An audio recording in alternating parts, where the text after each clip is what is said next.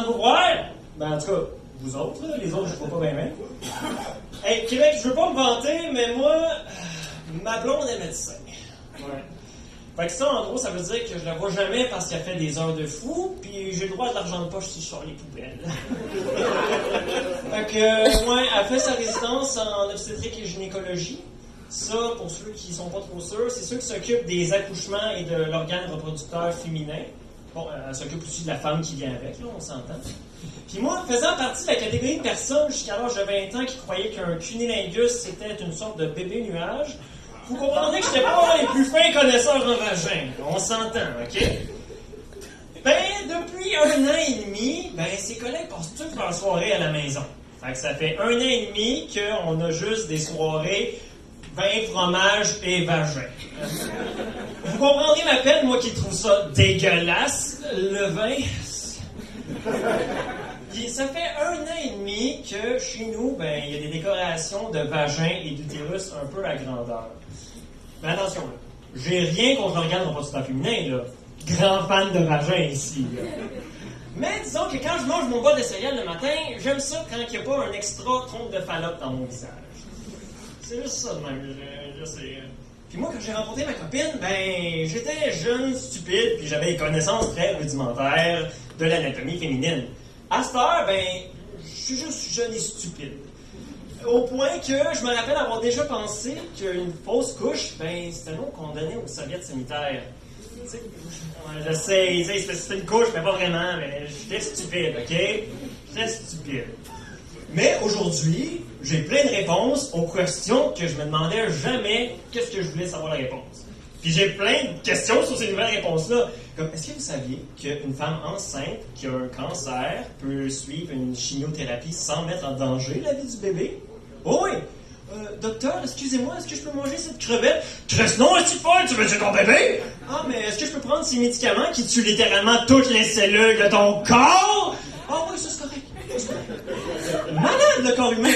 Malade! Mesdames, j'avais aucune idée à quel point c'était violent, un accouchement.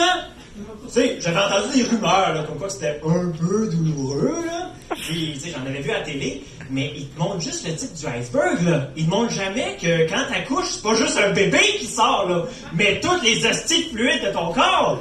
Oh, t'es constipé! On vient m'en parler quand t'aurais essayé d'expulser un divan de ton vagin! Dégueulasse! Moi, j'ai prévenu ma copine. J'ai dit, le jour que t'accouches, moi, je t'attends dehors. Ouais, non, mais quoi, c'est vrai, c'est censé être une des plus belles journées de ta vie. Excuse-moi, je sais pas pour vous, mais quand je décris la plus belle journée de ma vie en disant qu'il y avait de la pisse partout, des douleurs atroces, que j'étais recouvert de vomi, j'ai l'impression que la plus belle journée de ma vie ressemble plus à un mauvais lendemain de veille, là. On s'entend. Puis, hey, c'est tellement violent l'accouchement. Il y en a qui vont même à se déchirer la région périnéale à grandeur. Bon, encore une fois, ceux qui sont pas sûrs, la région périnéale, c'est ce qui délimite le sexe vaginal à une très mauvaise soirée de prison. Juste ça, là. Écoute, moi, je vois quelqu'un qui se fait un paper cut à télé, puis je me couvre les yeux parce que je veux m'évanouir. Puis là, tu veux que moi, là, j'assiste à quand elle va se faire un paper cut entre cuisses avec le Larousse au complet? Non merci. Non merci. Puis j'ai appris que dans certains rares cas, là, ok, je veux dire, c'est très rare, là, dans un accouchement vaginal, le bébé peut décider de se pousser par l'abdomen. Oui, oui. Vous avez vu Alien? Ben, c'est pas une fiction, cette affaire-là. Là. Apparemment, c'est basé sur des faits réels, là. Bon, ok, peut-être sans le fait qu'il déchire l'abdomen puis qu'il tue toute ta famille, là. Mais à ce que j'ai compris, c'est qu'un bébé, c'est très paresseux. Puis si tu as l'utérus un peu fragile, ben, le bébé va aller vers où il y a le moins de résistance. Fait que ça se peut que, genre, bébé se retrouve dans le ventre, écrasé la face comme ça, comme une mouche dans un pare-brise. Puis ben là, t'as pas le choix, faut que tu fasses une césarienne. Une césarienne? Si ma blonde a besoin d'une césarienne, je sais pas qu'est-ce que je vais faire, moi. C'est clair que j'aurais pas envie de regarder. Mais en même temps, là, c'est quand là, que tu vas voir pour la prochaine fois quelqu'un qui se fait scier en deux live? Jamais. Puis même si par miracle, j'arrive à pas regarder, là, ma blonde, elle me dit qu'elle veut que je filme si elle se fait faire une césarienne.